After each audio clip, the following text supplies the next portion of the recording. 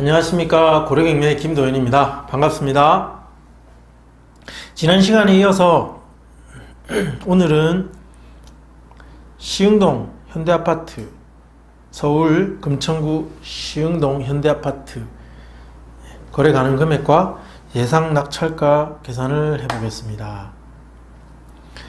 자, 화면을 보십시오. 현재 시중에 나와 있는 매물을 제가 조사를 해보니까 이렇게 세 개가 나왔습니다.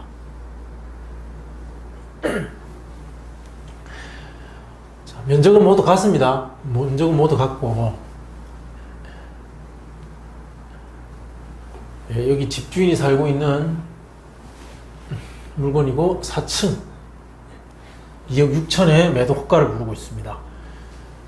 오늘 2층 2억 5천, 그리고 고층이고 2억 4,500. 자, 이 세 개의 물건 2억 4,500, 5천, 6천, 이렇게 세 개의 물건이 있습니다. 제가 볼 때 인테리어 상태에 따라서 영향을 많이 미칠 것 같습니다. 오래된 아파트라서 인테리어 상태가 가격에 영향을 좀 미칠 겁니다. 여기 보시면 홍보한다고, 매도 물건에 대한 홍보로 진행 중으로, 재건축 진행 중으로 미래가치가 큰 물건이 이렇게 나와 있습니다. 그러면 실제 이 물건의 실거래가도 매도 호가 정도의 기록을 하는가 한번 살펴봐야 됩니다. 반드시 살펴봐야 됩니다. 매도 호가는 팔고 싶은 사람, 팔고자 하는 사람이 받고 싶은 가격입니다. 호가는 매도자의 욕심이, 그러니까 매도자의 희망사, 욕심, 그 감정이 반영된 가격입니다. 그래서 그 가격이 물건의 가치가 아닙니다. 반드시 그 점을 잘 이해하셔야 됩니다. 1월 달에 1층 2억 3천, 지금 현재 호가하고 있는 물건 2억 4,500이 가장 저렴한 가격인데 1월 달에 그보다 더 저렴하게 거래가 됐었습니다. 2억 2천도 있었고 2억 4,300. 이것도 500이나 했는데 200 정도는 깎았겠죠. 가격을 깎았을 겁니다. 자, 2억 3천, 그리고 2억 4,500. 자, 실제로 5월 달에 2억 4,500에 거래가 됐다는 거죠.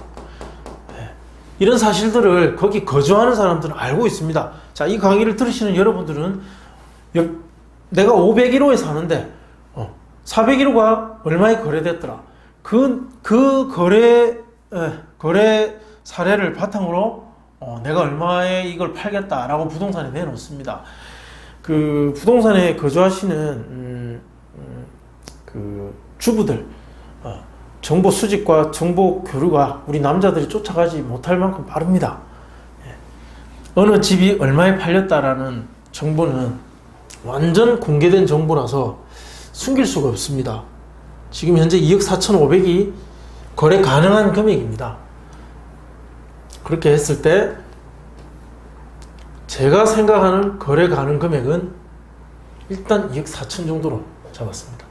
아주 오랫동안 인테리어 없이 살아왔을 거기 때문에 수리가 전혀 없다고 가정하고 조금 보수적으로 봐서 2억 4천 정도로 잡았습니다. 2억 4천 정도로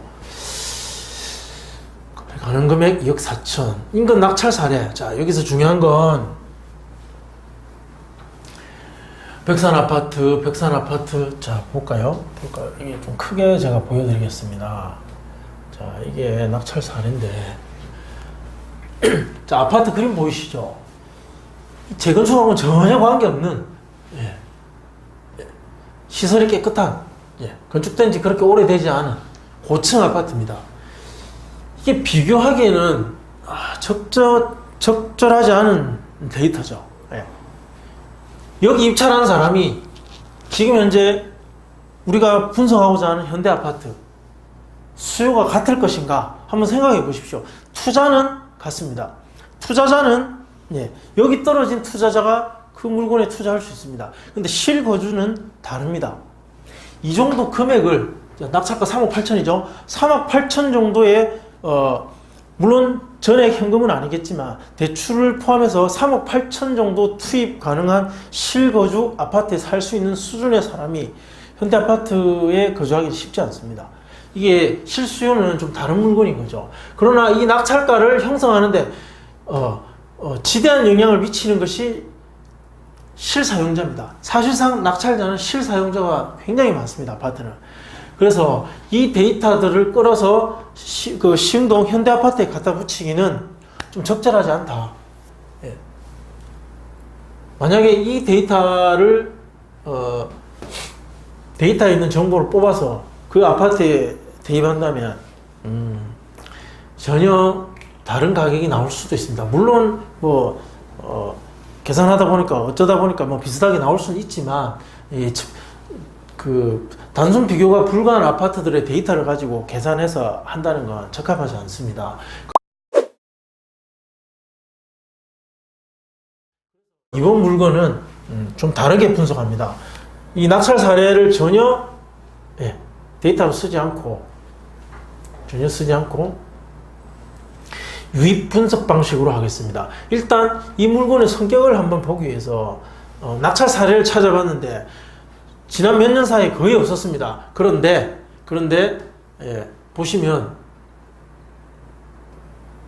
2014년도에 하나 있었습니다.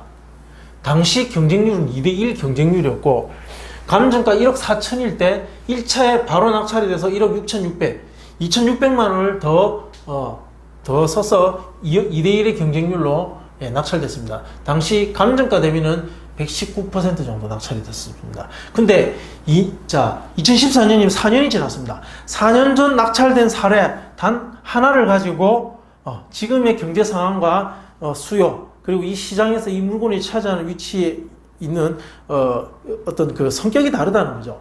전혀 다른 그 시기적으로도 굉장히 다른 경제적 상황도 다른 이거를 단순 비교하기 위해서 이 4년의 시간을 그냥 그대로 비교한다는 건 굉장히 부적합합니다.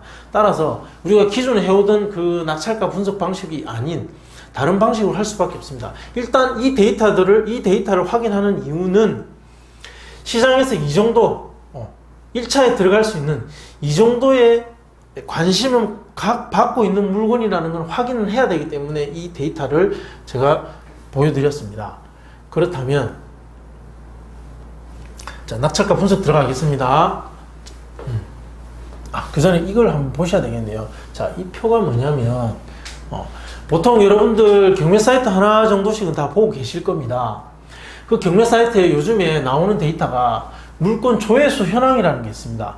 저 고려경매 사이트에도 나와 있는데 이 경매 물건을 몇 명이 클릭했느냐, 최근 어느 정도 기간에 평균 어느 정도 수가 클릭을 하고 있느냐, 이 물건에 대한 사람들의 반응을 이 조회수로서 확인할 수 있습니다.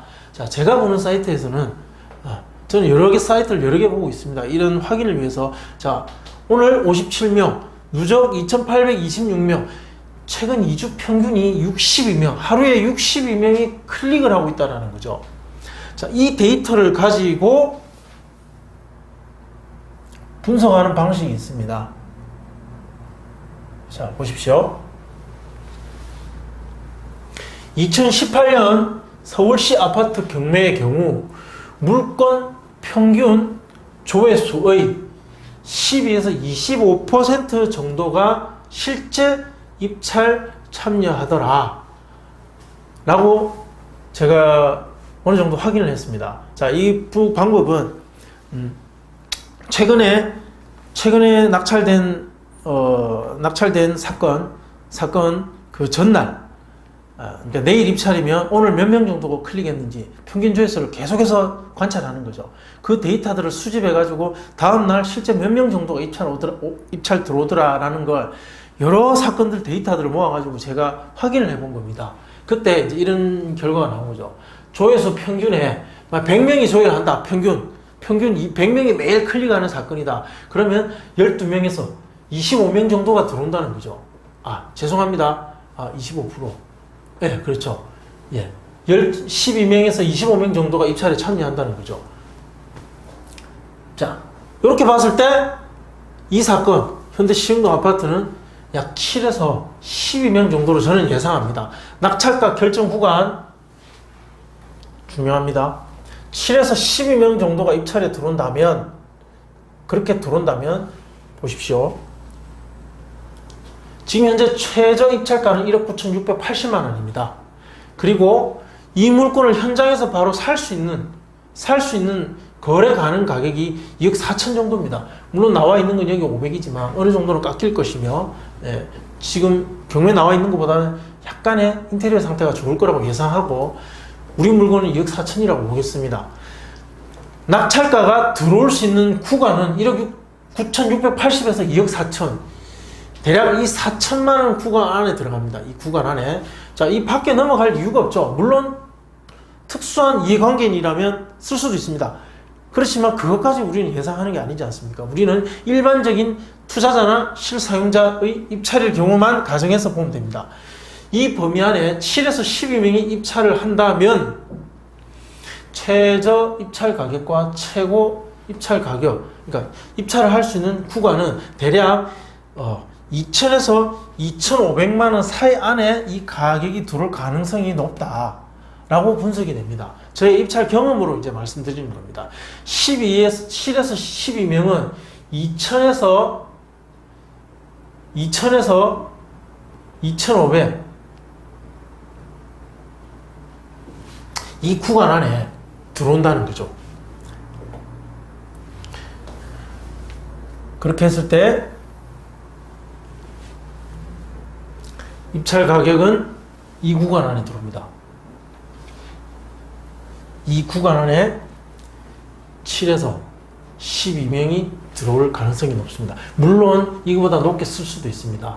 그렇지만 저의 경험과 데이터로 판단하자면 이 구간일 가능성이 가장 높다라는 겁니다. 가능성, 확률상.